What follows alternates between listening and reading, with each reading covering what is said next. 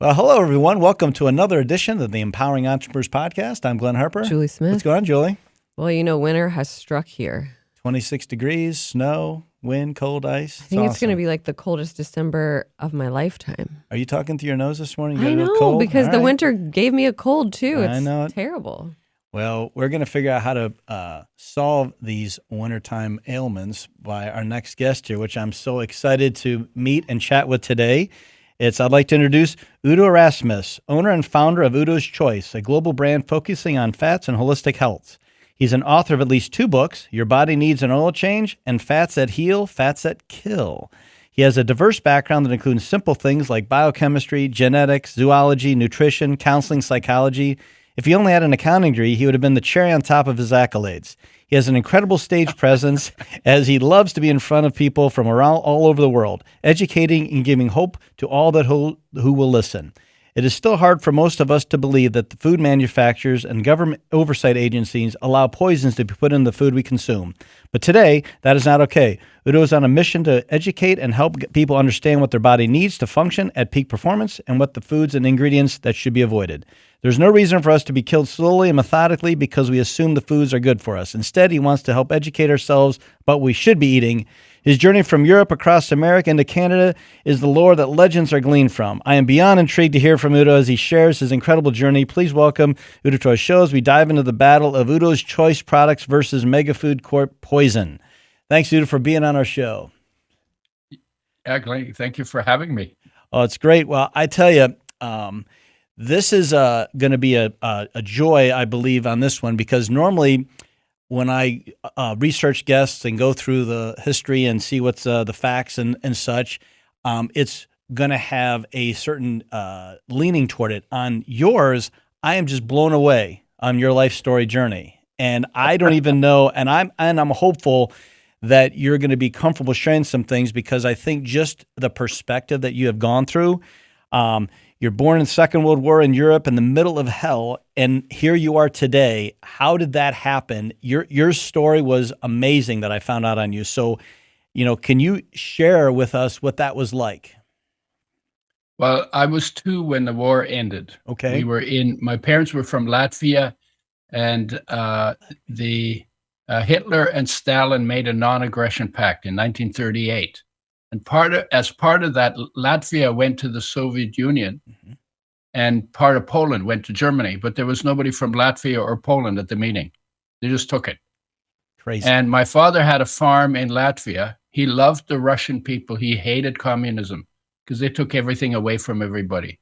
And because he had German, Swedish background, he was given, at that point, Hitler looked better than Stalin. And between the 2 of them, he chose Hitler. And he got given a farm in Poland where I was born. I'm basically born on a stolen farm. Okay. And the farm owner became his farmhand. That would have been a little crazy. tense. And he said, look, we're living in crazy times, because they had just gone like their life in Europe was First World War, Bolshevik Revolution, Depression, Second World War. That was their life. And they followed one the other. Hmm. And so he said, look, we're living through crazy times. Let's run the farm the way the farm needs to be run. And when this craziness settles down, then we'll figure it out. And then they became friends, and they helped us get out. So 1945 winter, we're refugees in horse-drawn hay wagons on dirt roads, women with young children, and the communists chasing us in tanks and trucks. And the Allies, we like to think of the Allies as the good guys, Mm-hmm. they were shooting at us from planes and using refugees as target practice. There was no military presence on those roads. And so my mother decided to get off the roads, because that's where their shooting was, and go through the fields. But she had 6 kids with her, snow-covered fields, winter, and she had 6 kids. She couldn't handle 6, so she had to leave 4 kids behind. And I got left behind. So I got to be a war baby. Then I got to be an orphan. A refugee. Then I got to be an orphan. And then eventually her sister found us and reunited us with the family. How old were you? How old were you then when you got reunited? 2.5. Well, I was only an orphan for, I don't know how many weeks. Okay. But it wasn't like a long time. Okay. But still, when you're 2.5 and your mother is gone all of a sudden, It's horrible. yeah, at 2, that's probably not the best experience. That's not the recommended experience. No. And then I guess in a way, I look back at it now, it was a huge gift because we got stripped of everything, literally. The country, the farm, the house, the community, the culture. And what got out of there was just like the clothes we were wearing, the body we were in, and the life in that body. That's it. Even the mother was gone, right?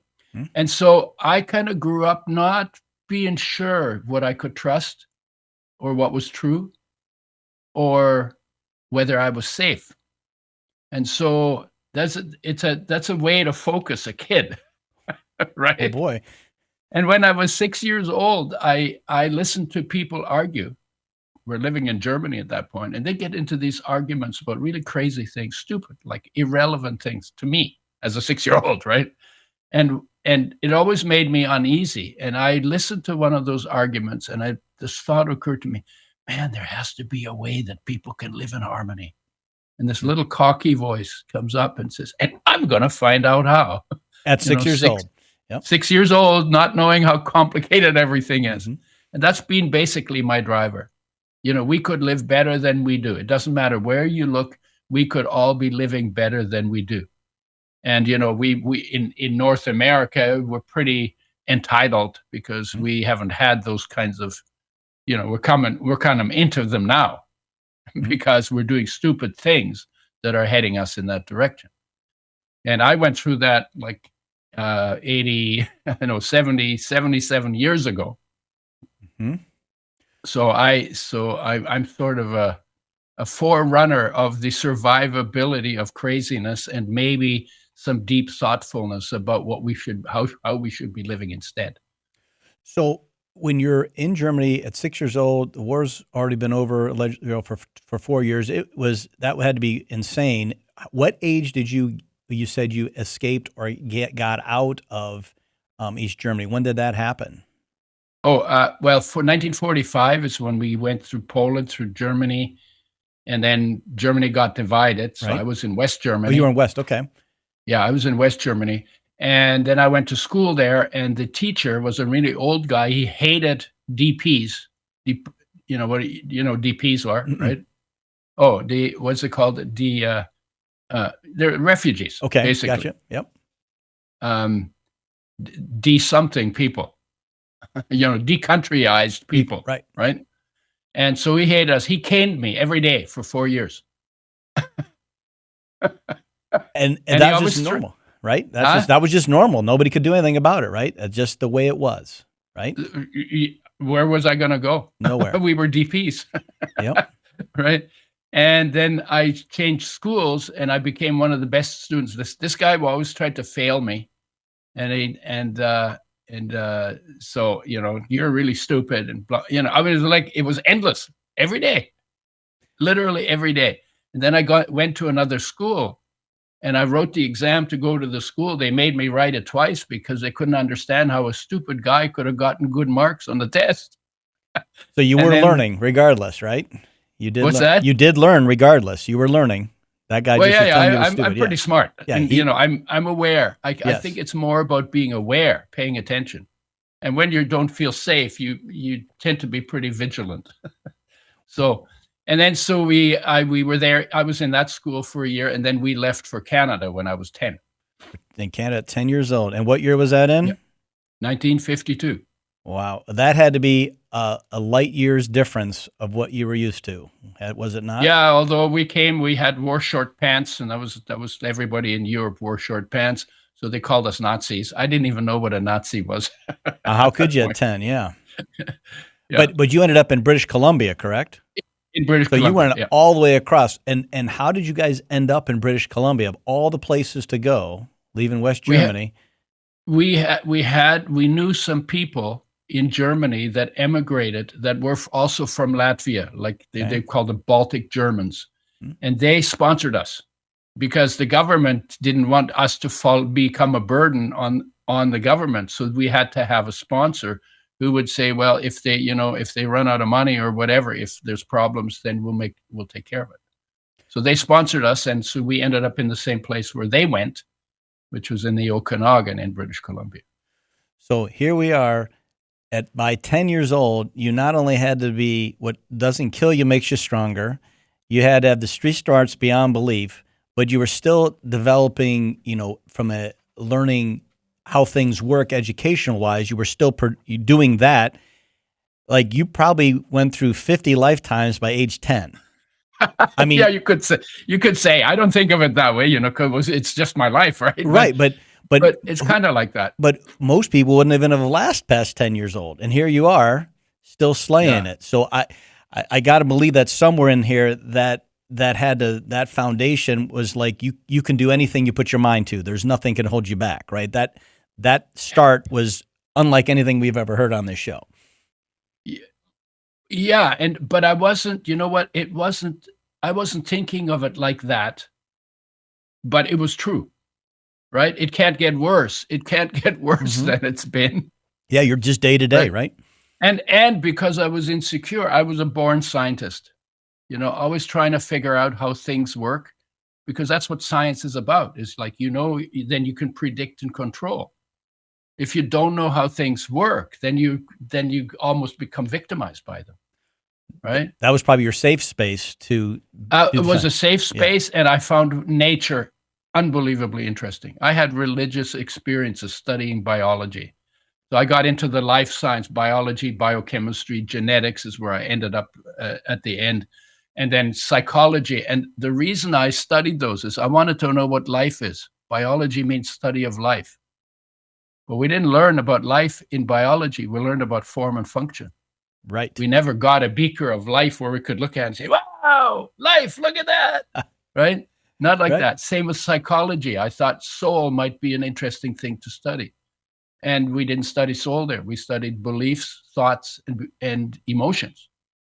So and then I went into medicine because I wanted to know what health is. They call it healthcare. Well, what is health? Because if I know what health is and you come to me sick, I can turn you around in the direction of health, give you a push, watch you get better. But I have to know where to push you. Nope. And they didn't teach health in medicine. I talked to the dean. I said, "What is health?" He said, "We don't know. We're working on it." It's so funny, ironic, whatever the word is. Like the things that you were studying in the 60s, and how that worked versus what we know today. Was it more of you knew there had to be something different? You're still questing for it, and then you affirmed it when you learned it today, because most people just accept what they teach you, and that just is what it is. But I don't think you were like that. I did, but there was always something missing. Something there. And I felt it, something missing, and it was missing in me. I started feeling heartache when I was 17, and I couldn't shake it. Felt it every day. Something's missing. Something's lost. I don't know what it is. There was nothing wrong with me physically. I was a strapping lad off a farm, right? Yeah, buddy. But there was always something missing. And I couldn't find any distractions for it. That's what we usually do. Either we find a distraction, or we ignore it, or we deny it, or we blame it on somebody. Or we mask it. Or you try to rationalize it away by some ideology, whether it's political or religious or whatever, right? And I couldn't do it. And so I was always searching for what is it? What is it? What is it? It's a good driver. Like heartache is a really good driver. That'll keep you focused. If you can't shake it. No. And so I left. So when I found out that I couldn't find it in biology and psychology and medicine. In medicine, we were told a doctor should always sound as though he knows what's going on, even when he doesn't. And that was the end of my medical career, because we call that lying on the farm. Yes. And so I left university. Then I got into psychedelics briefly, and I got an LSD. I took LSD, a very small trip, and that melted the door off my war baby personality, because in that I was laughing and crying, rolling on the floor, listening to Mozart, laughing to Mozart music. And it struck me as the funniest thing I had ever come across, that everything I was so studiously looking for out there was all already present within me. Oh my God, it's all inside. That was a huge door opener. So that And was then- the turning point for you, right? That was it. Well, there were a lot of turning points, but that was Right. definitely one. And then I got out of that because I started saying, no, I get one body, I need to look after it, and doing psychedelics can be pretty hard on your body. So then I got into the red letter edition of the St. James version of the Bible, because I decided if I wanted to model myself after it, that was the best I knew. Model after Jesus. Why? Because they're still talking about this guy 2,000 years later. And I'm 2,000 years late to the party. Right. So how do I find out what that was about? And my question was, I want to feel what he felt that made his life the poetry that it was. Because poetry comes from feeling. So he must have felt something. So I want to know what that is. So that's why the red letter edition, everything he said was in red ink, and the rest of the Bible I wasn't interested in. Well, how about that? Right? I didn't know that. And it was all in black ink. And then I got in with the Christian group thinking that they were searching like me, and we would all share our stories, and we would end up all feeling enriched at the end of the evening. So I went to the coffee house, and I didn't introduce myself, sat down at a table. This guy immediately swooped in next to me. That should have been a warning, but I missed it. I missed the cue. And I looked him in the eyes. I didn't introduce myself. I said, it must be possible to see God and live. And I thought that would be the beginning of a deep conversation. One would think. Oh, he jumped out of his chair and he's dancing around the room with his arms wildly flailing around his head, screaming at the top of his lungs, "You're from the devil! You're from the Antichrist! Get out!" What? So I get, Yeah, that's good choice. Yeah. The follower, the teacher of love, Yes. Anyway, I go slinking out of there. I'm standing on the sidewalk and I'm saying, well, I haven't seen God, so maybe I shouldn't have asked the question. So I got really confused. And in the end of it, it was like I got confused. I felt desperate. And I was very sincere. It was just like, I really want to know. I really want to know. So I hitchhiked into nature to clear my head for the weekend. That's how I used to do that.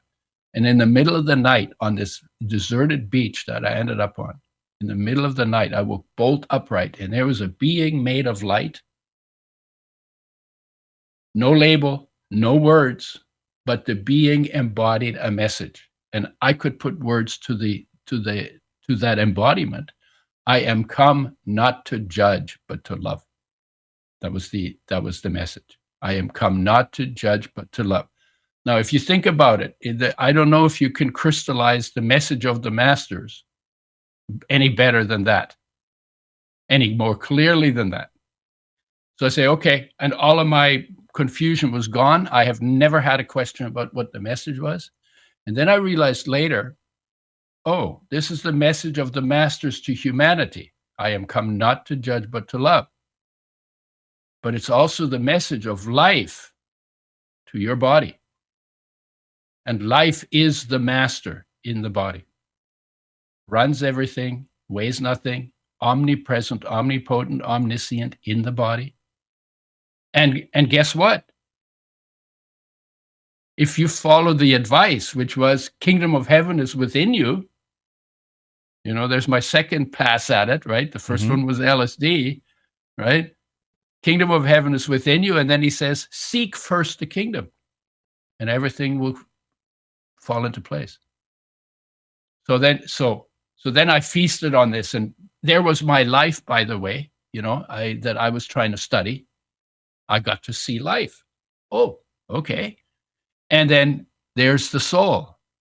And then you could call it Christ, and you could call it, what else? Spirit. It's all the same. Mm-hmm. In my understanding from that experience. And then I got to a point where I said, I really it started to become a memory. This one-shot experience, unbelievably beautiful. A lot that I learned from it, but then it started to become a memory, and I said, no, I want to live in that experience. And that took me to someone who showed me a stillness practice that I didn't think would work because it was too simple. But I've been doing it now for 53 years. So you've been on this quest to figure out, quote, the meaning of life and all these things, right? And yeah, there's got to be a better way to live. And I'm going to find out how. Have you discovered it yet? Yeah, I live in it. Oh, outstanding. And if I could talk to 8 billion people, I would love to correct the misinformation they've gotten from the world they live in about who they are, and what the beauty of life is, and where the fulfillment lives. And that's, one of the things that when we interview our guests and have great discussions, it's what people think things are versus what they really are is just absolutely opposite. And how is it that some people get to be enlightened and some do not? What is the holdback? What is the thing that's stopping people from seeing the truth? And this is in everything, just in life in general, like good foods, bad foods, spirituality, all the things. I think is that they ignore heartache. Because heartache, if you figure out what heartache is, there's lots of things that trigger heartache. Your girlfriend dumps you, or your grandmother dies, or your dog runs away, or somebody promised something and they didn't deliver, right? So heartache is triggered by lots of different things. And so we give it lots of different names. So, emptiness and restlessness and longing and loneliness and blues. And, I have 10 pages of different words we use for that uneasy feeling in your chest. Uneasy, uncomfortable, painful, right? So we give it lots of names because there are lots of triggers, and we name the feeling not by what it is, but what triggers it. We do that with love too, by the way, but that's a whole other story. But what is the cause of heartache? The cause of heartache is our disconnection from ourselves that began that we were connected in the womb because there was no place to go and nothing to do. So we were living in paradise. You didn't have to, everything was taken care of. It's pretty safe. We had no thoughts. We had no culture. We were just biological beings floating in what I call the Buddha tank, right? And getting created, right? Yep. And we were in a oneness because there was no place, there was no separation of anything. Then we got kicked out, paradise lost, right? Then we get to know the world, and then through our senses, our focus goes out into the world to monitor change for survival. Because every time something changes, it's like, oh, what's that? Is that friend? Is that foe? Or is it irrelevant? And we have to do it all the time, right? And if people want your attention, they keep making changes, right? That's how you get people's attention. That's a survival mechanism. But in that process, we went from being present inside in our oneness to gradually getting present outside and disconnected inside. And that's where heartache begins. And then we then we try to fulfill it by something on the outside, whether it's money or people or status or whatever it is. And on the outside, it's a world of change and things end. And when something ends, we go back to our default, which is we're disconnected from ourselves. And then we feel heartache. Then we try to cover it, ignore it, deny it. We just went through that, blame it on somebody. And what I say to people is, no, if you feel heartache, don't look for it because it'll come to you, right? But when you feel it, sit with it quietly. Don't judge it, just feel it. You might have some tears, it will not kill you. But if you sit with heartache, you're sitting in the disconnection. And that far, less than a hair's breadth behind your disconnection is your reconnection to the magnificence of your own being. How about that? I'm just sitting over here listening. I'm being a podcast listener instead of a host. So you're doing a great job. Yeah, this is awesome. Do you realize that makes you the best possible host for a Yes, podcast? that's right. Well, Right. so And so that's the story of humanity is we all get disconnected. We all have a oneness within us. The master lives within every human being, called life, right? If you want to not be religious about it. And nobody in any culture that I know of makes that journey and the understanding of that journey part of the education of the key people. And that's why nothing's working. So, question on that then. So it sounds Mhm. like there's this internal thing to know who you are and the Yeah. life and the love, but then there's these external things that Yeah. where what we breathe, what we see, what we consume, what we eat, and a lot of those things are a poison, if you will, that disrupts it. So we can't think that way, right? It's impossible. If you don't No. feel good, you can't. If you don't feel good physically, mentally, you can't get there. And like in your case, like you're literally drilling and blasting crew in British Columbia in the mountains, but it was more dangerous being a pesticide sprayer applicator person. Like that Mhm. was more deadly than blowing up things and being in harm's way. Yeah. Who would have ever guessed that? Right? I don't know And where you got that, but yeah, but it's true. Yeah. yes, Yeah. But of course, when you're drilling and blasting, you know when to Leap. light the fuse, and you know which direction to go to not get hit by something. Right. Right. There's a So science to it. you have control. When I got poisoned by pesticides, when I got trained, I got 99.5% on the exam that trained me to be a pesticide sprayer. Not once did they talk about toxicity of pesticides until I got poisoned. Then I went to the people who trained me and said, I want to read some of your literature. They wouldn't let me do it. They They knew said, it. oh, no, you probably just got the flu. It's going around. So then I went to Greenpeace because Greenpeace had a stack of papers, and I found out that 60% of the pesticides that we spray cause cancer. And my palms started to sweat because I said, oh my God, I have cancer to look forward to. I definitely got poisoned. So now what do I do? And then I became really interested in using my background in biochemistry and genetics and biological sciences to find out about what health is, because I didn't study that, right? But you get a pretty good foundation when you know how molecules work. Mhm. And so then I got into looking for self-help, and I looked at everything about nutrition and health and disease and health. And nutrition and disease, because if your body is made out of food, and I know the body turns over. In fact, 98% of the atoms in your body today will be gone and replaced if we meet again next year at this time. 98%. So what does that mean? It means if something goes wrong with your body, if you raise your standard of intake, and it's actually water, it's actually food, water, and air. If you raise your standard, in 1 year, you will have rebuilt 98% of your body to a higher standard. That's called healing. That's why healing is possible. There's no other reason why if your body wasn't always turning over, you couldn't heal. So you had to be some kind of rebel back then doing this Do you stuff. really? Do you think? Yeah, because nobody would have believed this, right? It was like, this is what the FDA says, this is how it rolls, this is what Monsanto says, and we got to listen to them, right? A part of it is that we were told by my parents, especially my father, said, question everything, because what they went through, they did. And my father, when he had a heart attack, he checked himself out because he didn't trust big government, he didn't trust big media, he didn't trust big medicine, he didn't trust big business, he didn't trust anything. So he was living in nature, 500 miles north of Vancouver, on 112 acres of bushland that he bought for Fantastic. $960 in Fantastic. 1953.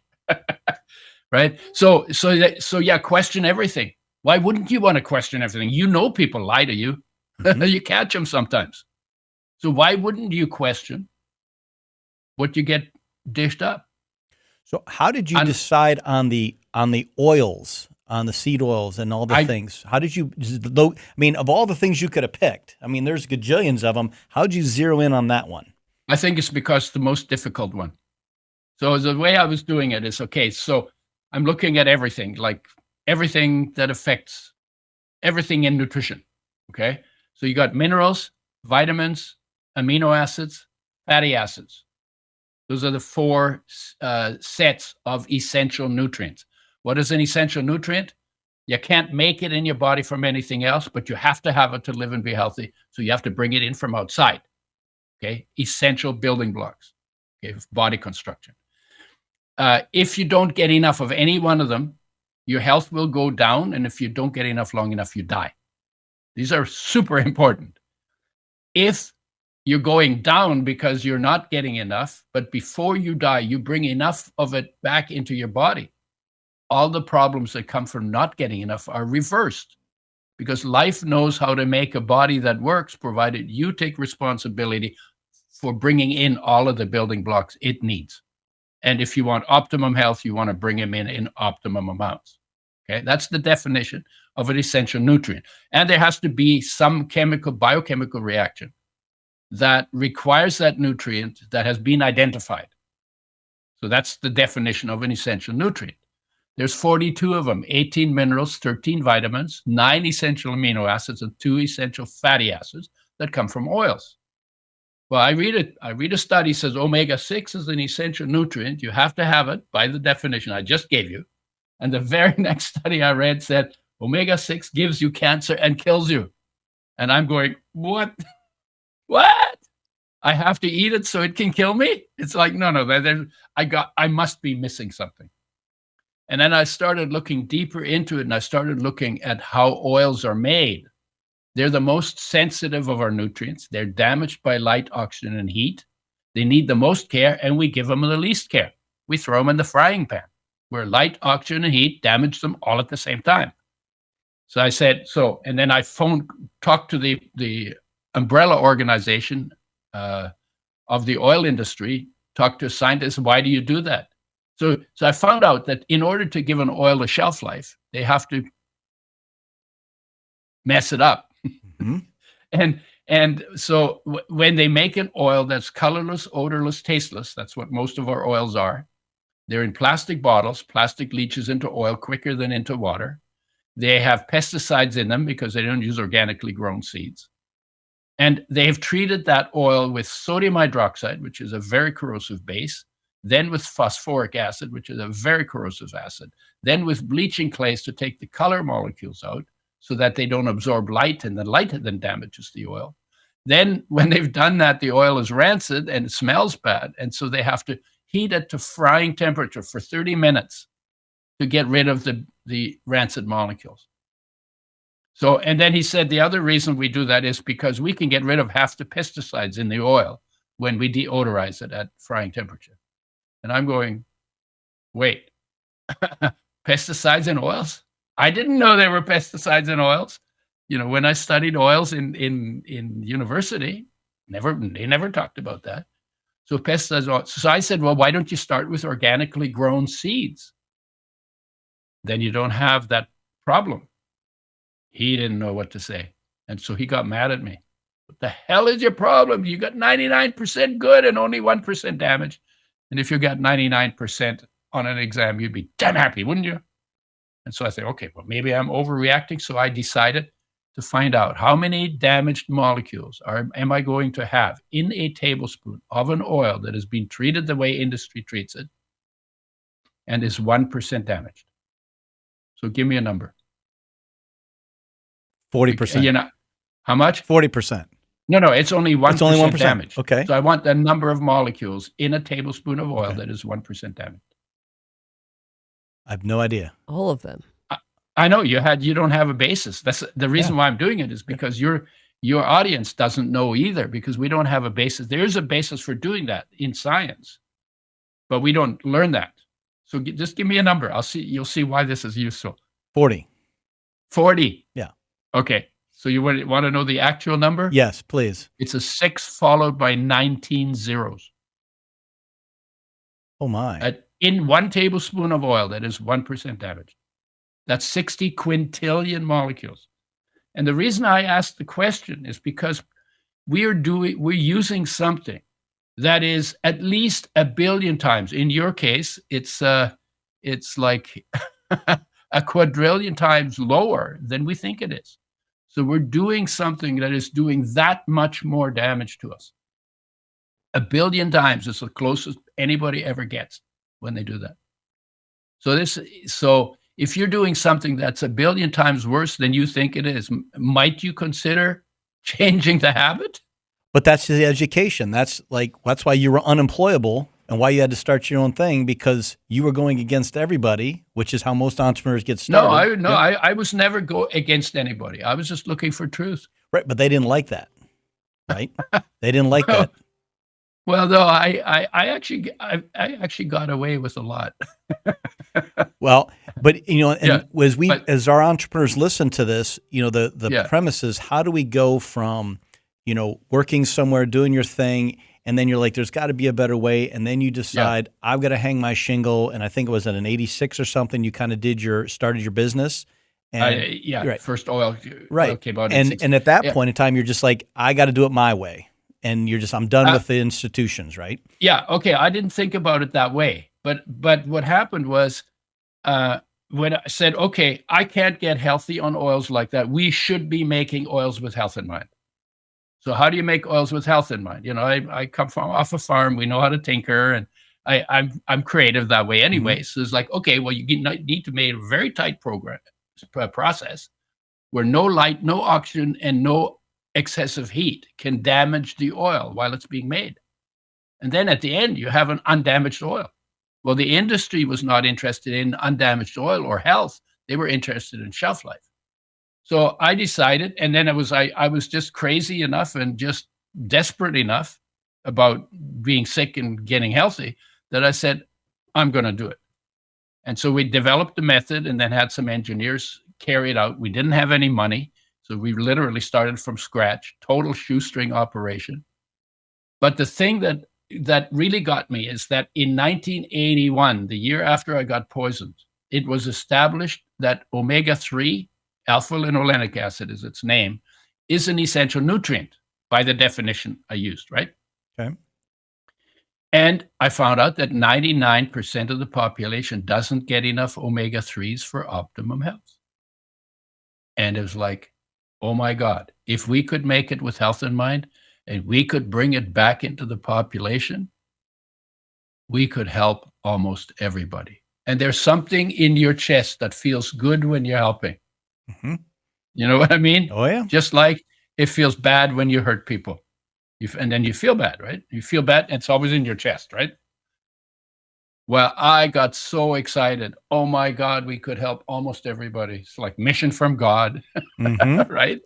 Right? And it was that enthusiasm for, oh my God, we could actually do this. That's what drove the whole program. And we worked day and night. We did a tour in 1988 through the US in a van without air conditioning in the hottest months. And I slept on the floor of the van between the steering wheel and the back. My driver had built himself a bunk in the back. We had our clothes on a broomstick in the wheel well, like not the wheel well, with the inside the doors. And we were sweaty and sticky, and we would go into a Marriott hotel every 2 or 3 days and walk in like we owned the place, so nobody questioned us. And then we would shower, wash our clothes in the shower, and get back into the van and go on. And we did a 101-day tour, 85 cities, 35 states, 17,000 miles by road, eating nothing but raw vegetables because that seemed the best way to do it. Carbs made us tired, and steaks made us feel heavy. So, and so we literally worked all day, drove all night. And developed, we had developed flaxseed oil. That was the first oil we made with health in mind. And within 2 years, the buzz we created, because of the enthusiasm that came from, oh my God, we can help so many people. That buzz turned flaxseed oil into the second highest selling oil in the health food industry, where we were active in 2 years. But the flaxseed oil that you produce versus what I go buy off the shelf from somebody else is way different, correct? Yes. Yes, we made it Correct. with health in mind. Okay. In 2005, I got inducted into the Canadian Health Food Association Hall of Fame for starting an industry of making oils with health in mind. That's amazing. And so that your So your Udo's Choice, that is that website you could go and buy those oils, correct? no, you get them in the health food stores. They're in Okay, a so brown glass bottle, in a box, in the fridge, in the supplement section, in the health food stores. and that's the brand name it's under, right? Yeah, it's called Udo's oil or How about Udo's that? 369 oil. And what health stores can they get them in? Pretty much any that have a refrigerator have the oil or know the oil. Okay. You know, I just love these kind of stories. Again, you didn't become an entrepreneur for what everybody thinks. Well, you're going to make $1 billion. You did it because you had an idea. About money. Right. It was never about Right. money. It was about, I want to help people, and eventually Yep. money will come. But that Yep. wasn't the priority. But you literally sacrificed everything. I think I read somewhere that I think all your kids were born at home. Is that true? Yes. Because I studied biology and I did not think that pregnancy was a disease, so you shouldn't go to a hospital when you're not sick. Right. And it's not like, I mean, she did all the work. I just caught them and tied the cord. Well, that's a lot. I mean, that takes a lot of effort to do that. From your, I'm being joking, of course. Yes. The experience of it is so focusing that it didn't seem like a lot of work. Like they're around childbirth. Like most men don't witness their children being born, but if you did, you would. It was like, I mean, she's really concentrated, Your buddy, right? And it pulls you into that concentration. It was a very powerful experience. 2 of my sisters were born at home, so that's why it was resonated. Like that was unheard of in 1970, right? Like who would do that? That was 1972, 1974, and 1975.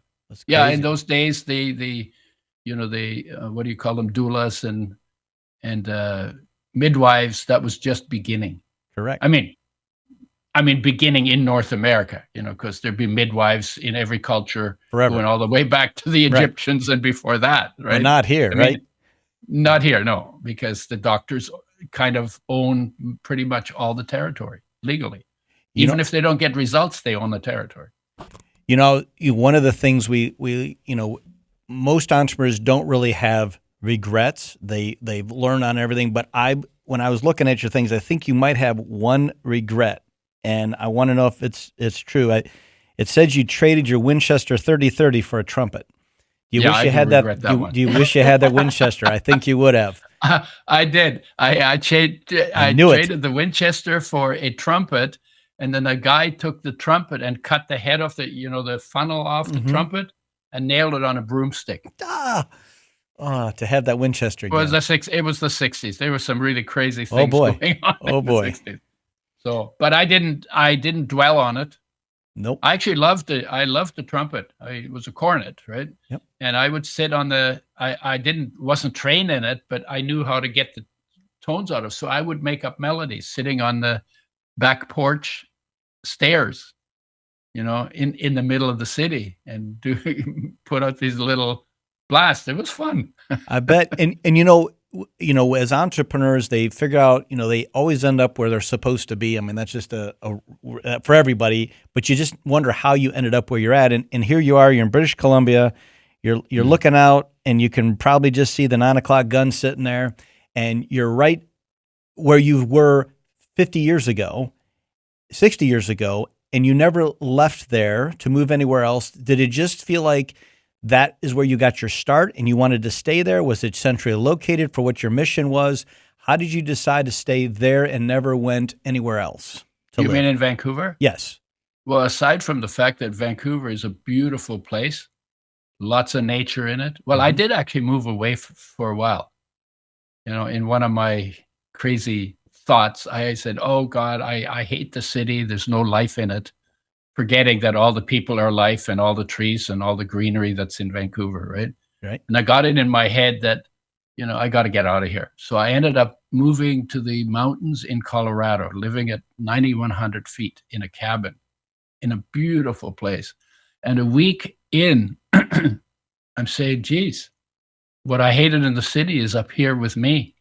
And I realized it was my attitude. And then I said, okay, geez, I have no idea how I developed that attitude, and I have no idea how to dismantle it and develop a better one. And I'm sitting with that, and I said to my ex, I know there's a perfection within me. I know I'm not connected to it, and I need to find someone who can show me a step. And the next day, I met this guy whose practice I've been doing for 53 years. And I was pretty skeptical about the practice. It was all too simple because, Right. we got to the moon. And it was really complicated. We haven't gotten to peace. Peace must be more complicated than going to the moon. That's Right. how I thought about it, right? But then I was like, okay, he said, just give it a fair chance, and by this time, 6 months were up, I stopped rising to the bait of the arguments that we used to get into every day, right? They're like, okay, this actually works. And it just is because if you spend time bringing your focus into the space your body occupies, you take it out of the world of change and you're bringing it closer to something in you that is stable so that it grounds you, so that you become calmer. So I think And that's where your peace lives. and so as advice to our listeners, as an entrepreneur, it is, absolute anarchy trying to leave a real job, start your business, raise your family. The world's against you. You're getting poisoned with everything. What in your cycle, what is let's call it the one thing, what is the one thing that as an entrepreneur you should try to get in touch with or solve first to give you the best chance of success to get to your next level? I think you got to do the homework. Homework, what's the homework? The homework is the work you do at home with yourself. Get present in your space. Because if you have, you already have a purpose. First of all, you already have peace. It's part of your nature. It's the core part of your nature. So you want peace from the overwhelmed, changing world you live in? Go to the peace that's within you. It's always there, but your focus is here when you're overwhelmed, and it's peace when you're here, right? So go do that first, just like the master said, kingdom of heaven's within, do that first.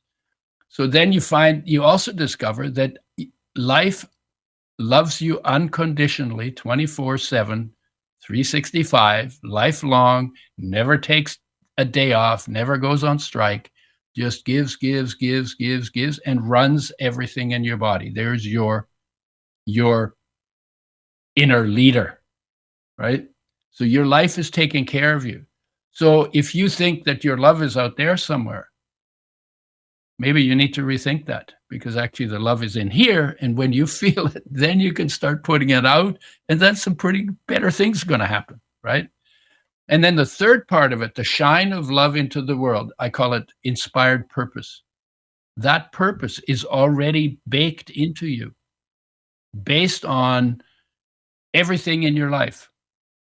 What life is, what peace is, what inspiration is in terms of human nature, but also what you grew up with and what the problems were and what are the things that really bugged you, and what your talents are and what your experience is. And that's already baked inside of you, but you got to get still for it to come out. Einstein had a saying that I really like. He said, 99 times I think and think and think, and I get nothing.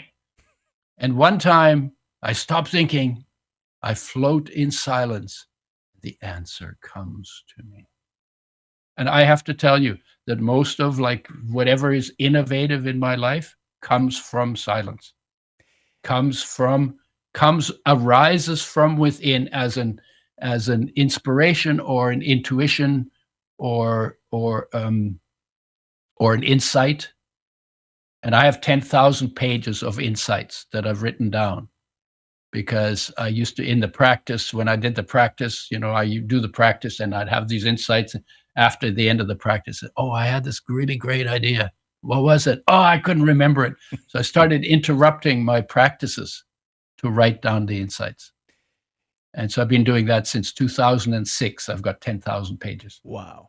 It's so bizarre that for whatever reason today, most people are unable to sit in silence or sit without the device and looking at it, or looking at a paper, looking at a book, looking at TV, to just sit with yourself. People just don't do it.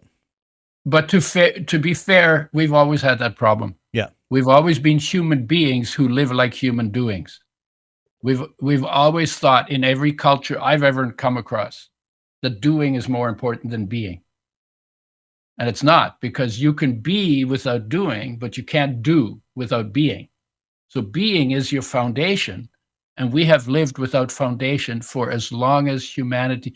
That's why we're so stupid, and that's why we wreck so much. Because if you actually sat on your fanny for a whole day and did nothing except breathe, you wouldn't wreck anything. If 8 billion people did, that would be the most peaceful day we've had on this planet ever. That sounds so easy. That can't be true. It can't be true. I'm kidding. It is. I know. It truly is. But the thing is, we don't think of it as easy. Oh, I got to do this. Oh, I got to do that. Oh, what about that? And of course, everybody supports your doing, because when you're being, it's for yourself, and when you're doing, it's usually for somebody else. So they benefit from keeping you not from getting quiet and finding your own power and finding your own presence and finding your own fulfillment, and that you don't need them or their money to get your fulfillment, because you were born fulfilled. It's all of the good stuff is inside of you all your life, and all your life you miss it. And that I would have a serious regret of if I wasn't able to experience the beauty of existence while I have it in human form. I could talk to you for days. Yes, or listen. No, actually, listen. just listen. Right, I'm just listen. Apparently not. You haven't said anything. I meant listen. I'm just listening. Yeah. Mind blown. Yeah, but yeah. So, and you know what? And we have like 1,000 distractions available to us, easily available to us. But you only need one distraction to get distracted. So we've always had distractions available to us. So it's not different now than it was then, other than there's more complexity. But distracted, when you just get distracted, you get disconnected from yourself. When you're disconnected, you're disconnected. And then your heart aches, right? If you stop long enough to notice. In your experience, it's somewhere between going off in the mountains in a cabin and being by yourself. It's dealing with absolute anarchy on a daily basis. Yeah. What's the minimum that one person needs to go be and exist and just be and think? How often should one do that? Is that a once a week, once a month, once a day? What is the minimum that one would need to feel a difference? Oh, well, I felt a difference before I even started doing that, because when I met that being, mm-hmm. I wasn't doing the work. I had the desperation, mm-hmm. but I didn't have a method, right? So that was like an totally unearned gift. And of course, your life is an unearned gift too, right? You got given it as a gift. In fact, because why? Because you're both sitting there. You're just made out of a bunch of dust. Like a handful of dust, 3 buckets of water, 3 for you, 2 for her, right? And a little bit of air. And then that was designed with a genetic program that life created over eons. And so life took dust, water, and air and made it possible for you to have the human experience. Whatever that is, all of that, what that entails, hunger and thirst and needing to go pee and eating and tasting and sensing and and dancing and being happy and being sad and all of the stuff that is human experience is being is being had by 3 buckets of water, a handful of dust, and a little bit of gas, right? And run by a solar energy fraction called life, right? That's a human being. So what is the purpose of anything to do? You got given this gift. You didn't earn it.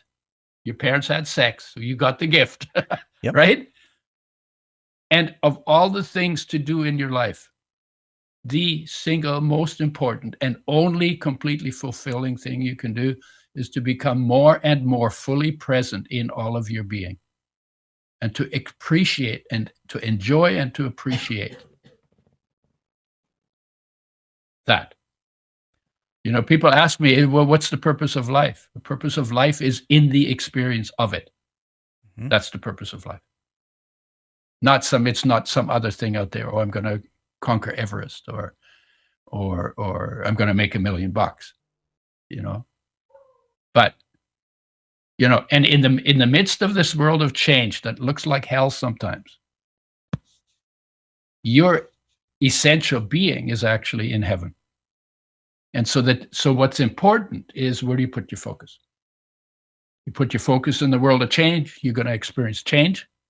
And when it's you, and then if you don't know how to get to the place where your stability is, then you're going to try and stop change from changing. And that's why you get overwhelmed. Because if you didn't care that things are changing, you wouldn't get overwhelmed, right? And it's because we're not doing the part that we need as a foundation that we get screwed up in our heads. That's deep. Well, yeah, I but then love the it. thing is, so the peace is in you at the same time when your mind is saying, I'm overwhelmed, oh my God, get me out of here. So all it requires is for you to get good at putting your focus where you want your focus to be, because the peace is always there in you. Every time you go there, I can guarantee you, every time you go there, if you actually go there, you're going to experience peace. And then within that peace, you're going to experience feeling unconditionally, empoweringly loved by life.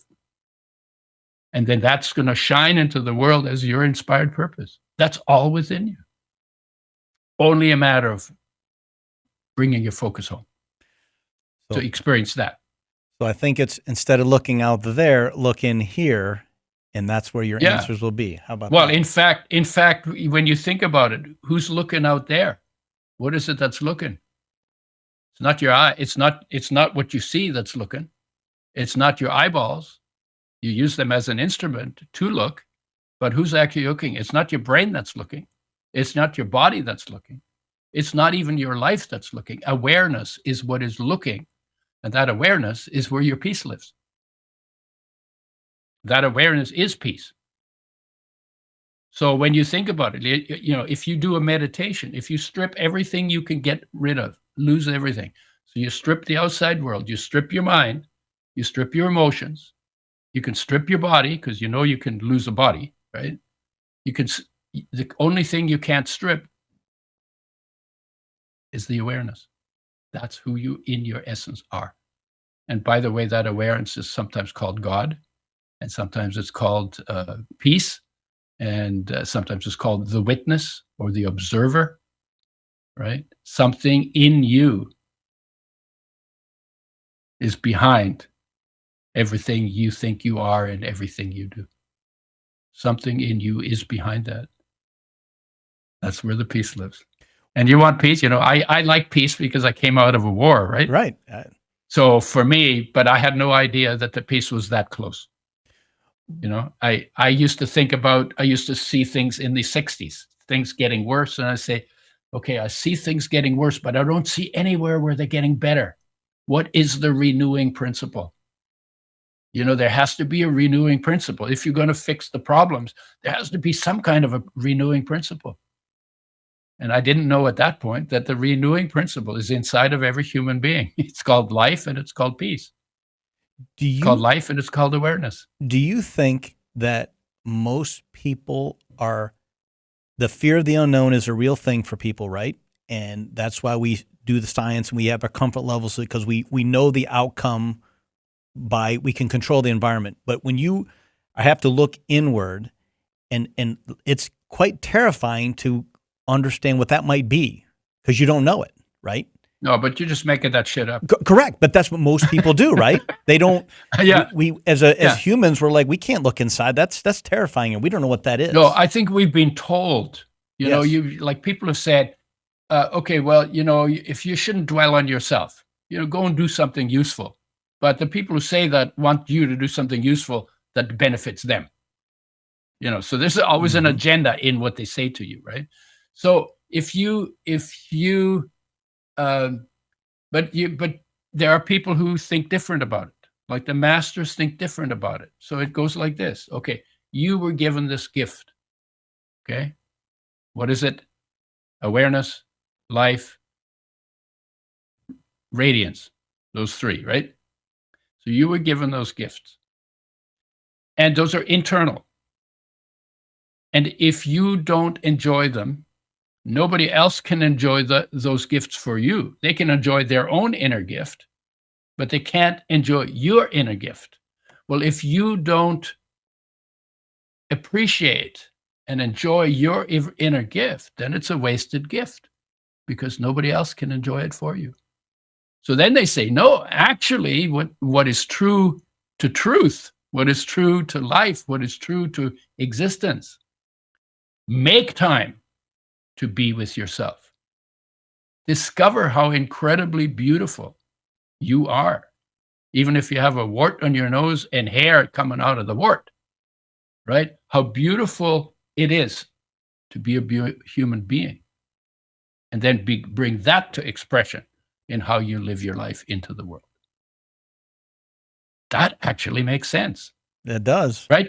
Because you can't give what you ain't got. Correct. Or in this case, you can't give what you ain't in touch with that you've got. Well, I'm telling you what, I usually have all these questions, and I even usually at the end have one big question. And I'm going to ask it, but I already know the answer, and you've already described it multiple times, multiple ways. Okay. But what is your end game? My end game? Yeah. Well, for the body, the end game is it gets recycled. What about your soul? Soul? Depends. What you mean? Something in you is indestructible because it's formless to begin with, and destruction only applies to what has form. If you have no form, you can't destroy formlessness, right? So something in you is formless. Awareness is formless. Life is a flow of energy, flow of solar energy, and its nature is unconditional, empowering love for the body. Those two are not destructible. Energy can change, but awareness doesn't even change. You know, there's more peace in the world, in the universe, than anything else. So galaxies explode in peace, and peace is not affected.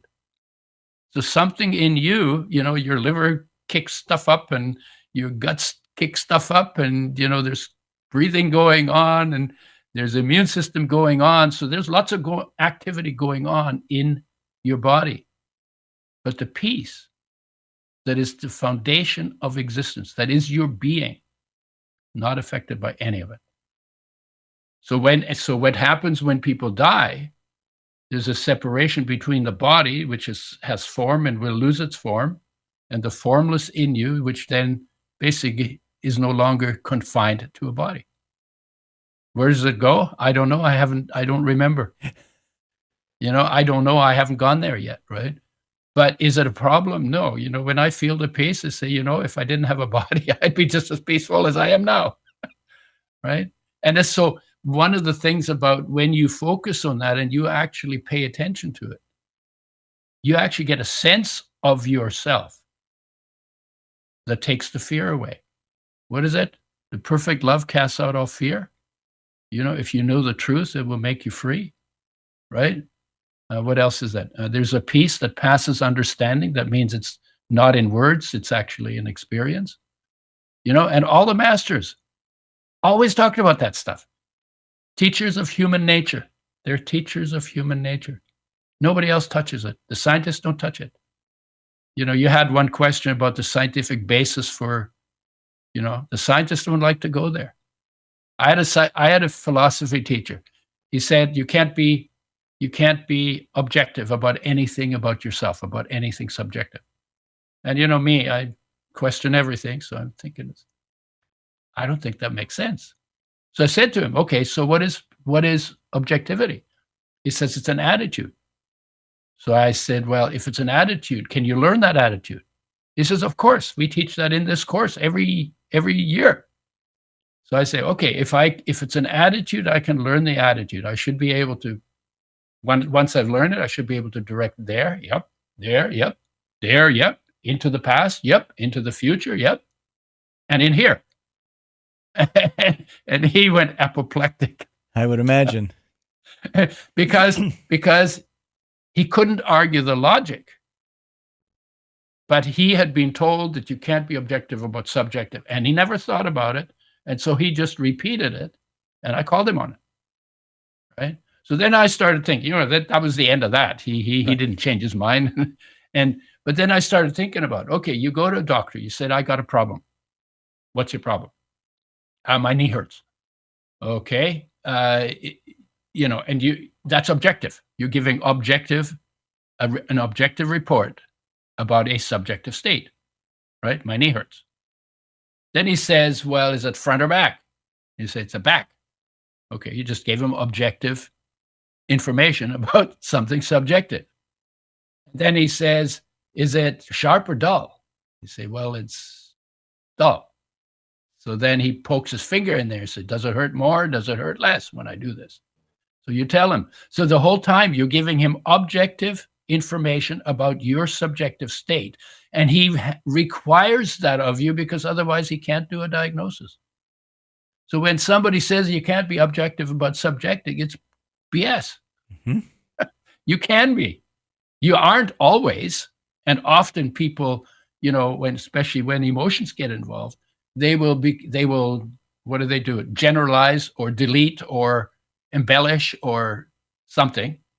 So they may not be honest about it, but you can be honest and be objective about what is subjective. So to full circle my question. Yeah. There really is no end game. Well, something in you never ends. Yeah, but it had no beginning either, right? If it wasn't born. Awareness wasn't born. Awareness was always there. Awareness wasn't born, and awareness will never die. Right? Yeah. Well, I'm telling you, this was awesome. Udo, I can't thank you enough for being on our show. And I had some misgivings about talking to accountants. Yes. We're not all bad, I swear. yeah. Well, and I know because accountant is just what you do. It's not what you are. Correct. So well, it's always the same. It always comes back to that.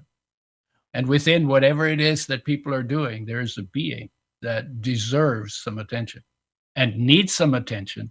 And if we want to fix all the craziness that we've created in the world, that's how we get it done.